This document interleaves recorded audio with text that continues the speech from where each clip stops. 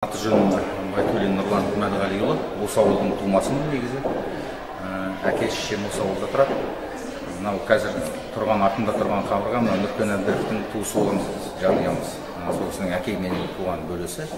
Осы мектепте алғашқы 78 жылы біз кіргенде 74-те ескі мектепте оқыған.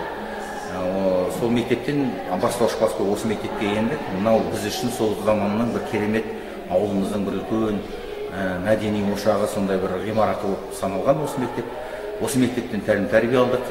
Осы мектептен өмірге қанаттанып, өмірге аттестатымызды алып, осы мектептен өзіміздің болашағымызды болжауға қадам бастық ең бірінші. Сондықтан бұл мектептің бізге берерін айтып жеткізу енді ауызбен санмен бағаланатын баға емес. Осы мектептен алған тәрбиемізбен ел болып, тұлға болып танылдық. Қазіргі кезде осы Қарқаралы ауданында қызмет жасаймын. Балалар мен жасөспірімдер спорт мектебінде басшылық қызмет жасаймын.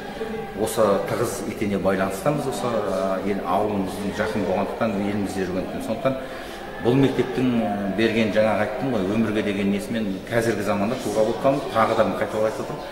Осы жетістіктерге жеттім, жоғарғы деңгейлі қызметтерде бағаландым.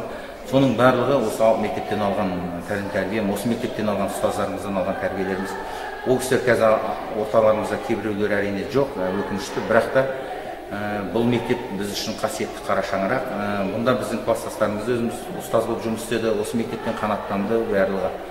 Қазіргі заманда, қазіргі өзімізбен бір көшеде ойнап өскен балалар қазір ұстаз, сол жалғастырып, сол кісілердің берген білімімен, сол арқылы олар да осы елімізге танымал ұстаз болып, ауданымыздың мақтанышы болып, осы мектепте қызмет атқарып жатыр. Сондықтан осы мектептен келешек жастарға да сондай жақсылық тілегім келеді. Біздің алғашқы жалғасқан жолды әрі қарай саналы түрде жалғастырып, ел мақтанышына айналса екен деген тілек білдіргім келеді. Бүгінгі өтіп жатқан шарамызға байланысты осы ауылымызда, елімізде болып жатқан шара құтты болсын.